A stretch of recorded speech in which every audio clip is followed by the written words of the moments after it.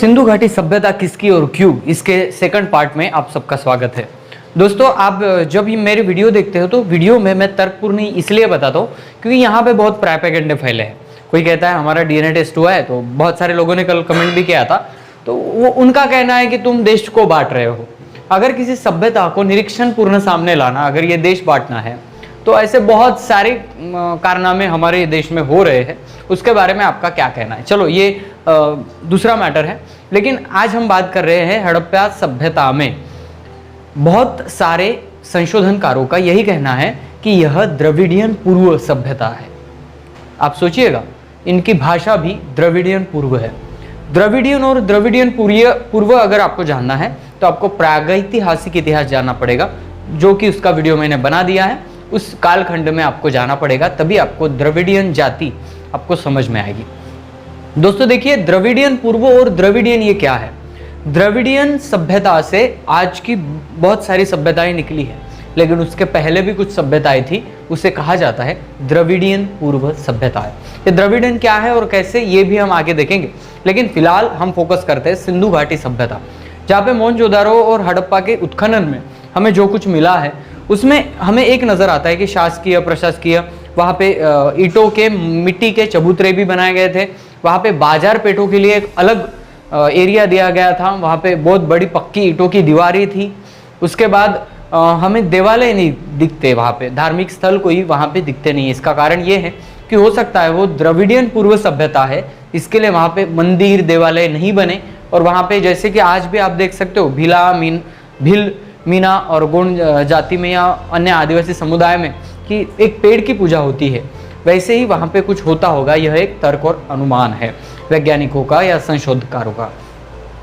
और इसके बावजूद हम चलते हैं कि किताब में क्या लिखा है और किताब में संशोधनकर्ताओं के अनुसार क्या है, यह हम आगे देखते हैं।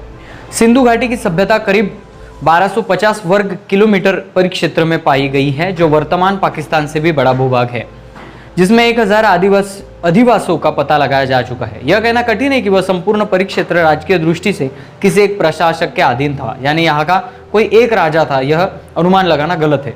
यह अनेकों में विभाजित था, परंतु सांस्कृतिक दृष्टिकोण से वह आश्चर्यजनक एक समान था। मोहनजोदारो, हड़प्पा, कालीबंगा, राखालगढ़, चंचुदारो, सुरकोटड़ा, लोथल आदि ऐसे नगर थे जो 1 किलोमीटर से भी बड़े परिक्षेत्र में फैले हुए थे और करीब 40,000 से भी अधिक लोगों का अधिवास था, जो निश्चय ही उस जमाने के महानगर थे। दोस्तों, दूसरा एक उतारा है, वो भी पढ़ लीजिएगा।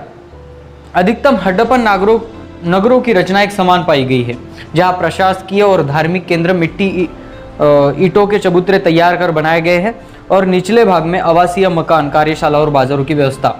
चारों ओर दीवारों के तटबंदी के बीच बनाए गए हैं। बीचों बीच बड़े स्नानागार भी विद्यमान है, जो इस बात के प्रमाण है कि धार्मिक पर्व पर लोग स्नानागारों में स्नान किया करते थे। पूजा पाठ करने के लिए देवालयों के अवशेष हड़प्पन सभ्यता में नहीं पाए गए, क्योंकि उनके इष्ट शक्तियों के सरना तथा देवस्थल, पीपल, बरगद, आन आदि पेड़ पौधों तले होते थे, जैसे कि वर्तमान में गोंड, भील, मीना, उराव, तोड़ा आदि जनजातियों के होते हैं। वहाँ के नगरों में राजमार्ग भी पाए गए हैं और दोनों और बरसात एवं गंदा पानी बहने के लिए नाली या भी विद्यमान है। दोस्तों, ये जब लोग कहते हैं इसके ऊपर ध्यान न देना है, क्योंकि ये निरीक्षण के तौर पर बताया जा रहा है। ये जिस भी इतिहासकार है वो अपने निरीक्षण, अपनी तर्क बुद्धि के तौर पर यहाँ पे बताया जा रहा है कि ये सभ्यता भी ऐसी सभ्यता, यहाँ पे ना कोई मंदिर मिला है ना कोई मस्जिद मिला है। यहाँ पे सिर्फ हो सकता है उन सभ्यता के जो लोग हैं वो आज के जो जैसे गोंड, भील, मीना जाति के लोग जो है पेड़ को मानते हैं, पेड़ को सर्वोच्च शक्ति मानते हैं, आदिवासी है, वैसे ही सभ्यता वहाँ पे रही हो। और एक मैं आपको उतारा बता दूं, उससे आपको स्पष्ट हो जाएगा कि यह जो सभ्यता है वो कौन सी सभ्यता है। संक्षिप्त में सिंधु लिपि के वाचन हेतु जो प्रयास अपने अनेक विद्वानों द्वारा आज तक किए जा चुके हैं, उन्हें समग्र रूप से भले ही नहीं स्वीकारा जा सका होल, तथापि सभी पुराविदों, भाषा शास्त्रियों, इतिहासकारों, समाज एवं नृतत्व शास्त्रियों का यह मत है कि सिंधु सभ्यता प्राचीन द्रविड़ पूर्व सभ्यता है, जिसका अर्थ यह है कि वर्तमान में जो विकसित तमिल, तेलुगु, कन्नड़ी, मलयालम आदि द्रविड़ भाषा है उनके पूर्व की भाषा है।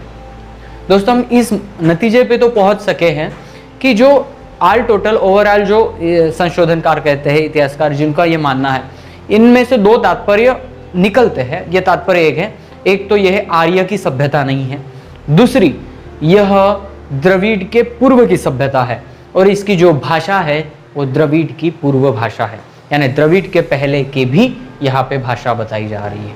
दोस्तों, इससे अनुमान तो ये लगता है कि जो खुद को आर्य कहते हैं, खुद को बाहर से आने वाले कहते हैं, उनका यहाँ पे कोई संबंध नहीं है।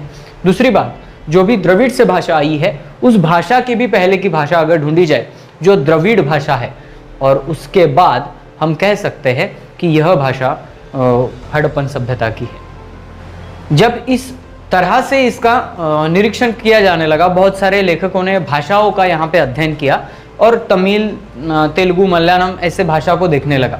लेकिन अगर हम ये बात जानें कि वहाँ पे अगर वो 5000 साल पहले की सभ्यता है, तब उसके इर्द गिर्द कौन रहता था, तब हमें ये बात पता चलनी चाहिए। भिल, मीना, गोंड, जो आदिम द्रविड़ पुरीय समुदाय कहा जाते हैं इंडिया में, वो समुदाय, उस समुदाय के भाषा का परीक्षण होना जरूरी था। लेकिन बात यह है कि तमिल, मलयालम, तेलुगु ऐसी जो भाषा है, उन भाषाओं का परीक्षण करने लगा, लेकिन जो आदिवासी भाषा है उनका भाषा का परीक्षण नहीं हुआ। और यह एक संशोधनकर्ताओं की एक दूसरी बाजू है कि उनको यह भाषा भी देखनी चाहिए थी।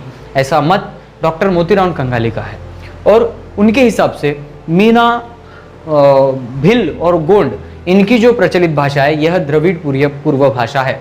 और किस किस संशोधनकार ने किस भाषा को द्रविड़ पूर्व भाषा कहा है, यह भी हम देखते हैं। इस संदर्भ में कुछ विद्वानों का मत है कि तमिल का ही मूल रूप द्रविड़ है, किंतु उनका यह कथन तर्कसंगत नहीं प्रतीत होता, क्योंकि दक्षिण भारत में बोले जाने वाली तमिल, कन्नड़ी, मलयालम, तेलुगु और तुलु, यह पंच द्रविड़ भाषाएं भी किसी एक मूल द्रविड़ भाषा से ही जन्म लेकर पल्लवित और विकसित हुई है। ऐसा प्राध्यापक राजेश्वरैया और प्रधान गुरुदत्त का मत है। कोल्डवेल के अनुसार गोंडी भाषा एक मूल द्रविड़ भाषा है, क्योंकि उसमें दक्षिण द्रविड़ भाषाओं के विशेष लक्षण के अतिरिक्त पूर्व प्राचीनता दर्शक भिन्न लक्षण भी पाए जाते हैं। अभी ये नहीं कहना कि आपने अपना गोंडी घुसाड़ दिया, यहाँ पे गोंडी ला दिया। मैं निरीक्षण के तौर पर यहाँ पे चल रहा हूँ, लेकिन अनेक संशोधनकारों का यह मत है कि जो तमिल, मलयालम द्रविड़ भाषा करके देखा जाता है, ये भी 5 भाषा किसी न किसी द्रविड़ मुख्य भाषा से आई है। और इस पर एक संशोधनकार का यह मत है कि जो गोंडी भाषा बोली जाती है, गोंडवाना लैंड, गोंडी भाषा, जो गोंडी इतिहास, यह भाषा द्रविड़ भाषा की मुख्य जननी है, ऐसा इतिहासकारों का मत है। चलो, एक उदाहरण हो गया। अभी जुल ब्लैंच क्या कहते हैं, इनके ऊपर भी थोड़ा ध्यान देते हैं।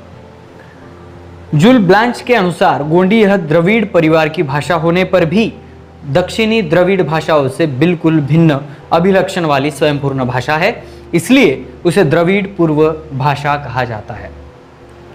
ऐसे बहुत इतिहासकारों, संशोधनकारों ने यह साबित किया है कि गोंडी जो भाषा है वह मुख्य भाषा मानी जाती है, तो इसके तौर पर यह द्रविड़ पूर्व भाषा है। संशोधन में क्या पता लगा था?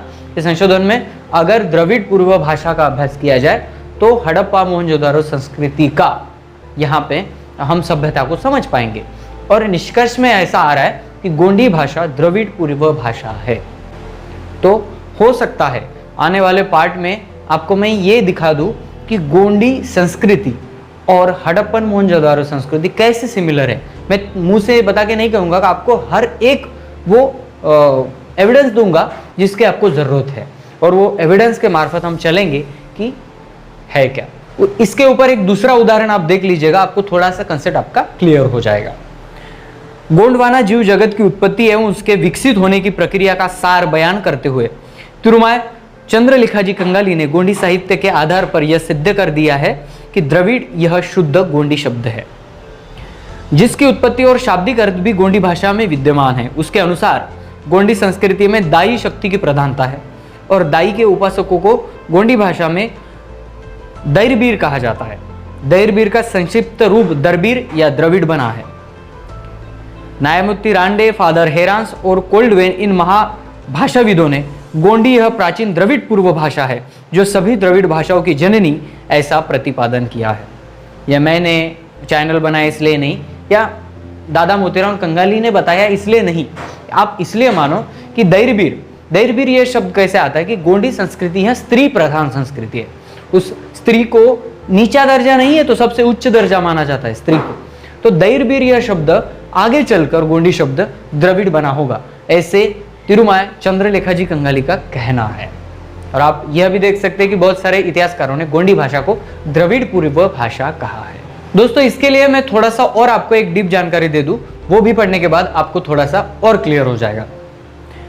ईस्वीसन पूर्व 1800 से लेकर 1500 के दौरान इस देश की भूमि पर एशिया माइनर के घुमंतु आर्य जातियों का आक्रमण हुआ था, ऐसा सभी विद्वानों का मत है। आर्यों का प्राचीन ग्रंथ ऋग्वेद से भी इस घटना की पुष्टि होती है कि उन्होंने सर्वप्रथम कुयवा अर्थात कोया वंशियों के मरवीदयून और हरियुपिया मोहनजोदाड़ो और हड़प्पा नगरों पर आक्रमण कर वहां की कुयवा असुरों का नरसंहार कर उसकी धन संपत्ति लूट लिया तथा नगरों का विध्वंस किया। ऋग्वेद में उल्लेखित कुयवा असुर यानी दूसरे तीसरे कोई नहीं बल्कि वर्तमान के कोया तथा कुय वंशीय गोंड समुदाय के पूर्वज थे। अभी ये नहीं कहना कि घुमा फिरा के लाके वहीं पे रख दिया। दोस्तों ये कैसे आया? कंगाली साहब ने अगर इस लिपि को पढ़ा है, इस सभ्यता को समझा है, तो ये इंटरनेशनल लेवल पे जाने के लिए बहुत जरूरी है। लोगों को तो पता तो चले कि भारतीय सभ्यता है कौन सी। और जब साहब ने इनका परीक्षण करके रखा है, निरीक्षण करके रखा है, ग्रंथ लिखे हैं, उसके प्रमाण गवर्नमेंट को दिए हैं, तो हमें ये भी जानना पड़ेगा कि ये जो इसके लिए जो प्लेटफॉर्म लगेगा वो प्लेटफॉर्म हम ही निकालेंगे, क्योंकि यहाँ पे इस बात को कोई मीडिया तो गौर कर नहीं रहा है। तो इसी बात को लेकर कैसे निरीक्षण हुआ, किस तथ्यों पर इस संस्कृति को गोंडियन बताया गया है और क्यों गोंडियन बताया गया है, यही एपिसोड बनाने का तो मकसद है। तो इसीलिए दोस्तों जो ऋग्वेद की ऋचा है, जो ऋग्वेद रचा गया यहाँ पे आर्य आने के बाद, तो ऋग्वेद में क्या है, ऋग्वेद में किस किस राजाओं का उल्लेख है, क्योंकि कौन सा भी ग्रंथ किसी भी काल में लिखा गया हो, लेकिन वो ग्रंथ लिखते टाइम उस काल की गणना, उस काल में वास्तव्य करने वाले राजा और बहुत सारे ऐसे एविडेंस को लेकर वो ग्रंथ लिखा जाता है। उस वर्तमान काल को समझकर ग्रंथ लिखा जाता है। इसलिए हमारे वैज्ञानिकों ने ऋग्वेद की ऋचाओं का भी निरीक्षण किया है और वो ऋचा आने वाले वीडियो में आप देख सकेंगे। तो दोस्तों आज हम बात करेंगे कि द्रविड़ भाषा और द्रविड़ पूर्व भाषा कौन सी है, और वैज्ञानिकों के मत के अनुसार ही हम चल रहे हैं। तो दोस्तों आपको कंसेप्ट तो क्लियर हो गया होगा कि द्रविड़ पूर्व भाषाओं में से गोंडी भाषा एक मुख्य भाषा है। और गोंडी भाषा को लेकर अगर हम सिंधु घाटी सभ्यता के सभी एविडेंस चेक करते हैं तो हमें क्या मिलता है, या आगे के एपिसोड में देखते रहना। दोस्तों में शेयर करो, बताओ कि ये चल क्या रहा है, क्योंकि ये परीक्षण बताना बहुत जरूरी है। हमारे समाज को पता चलना चाहिए, इस भारत देश को पता चलना चाहिए कि सिंधु घाटी सभ्यता का जो किसी वैज्ञानिक ने उसको पढ़ लिया है तो वो कैसे पढ़ा है, ये सभी को जानना बहुत ही जरूरी है। दोस्तों वीडियो अगर पसंद आता है तो लाइक शेयर कमेंट कर देना। मिलते हैं अगले वीडियो अगले टॉपिक के साथ, तब तक के लिए जय सेवा, जय जोहार, जय आदिवासी, जय गोंडवाना, जय भीम।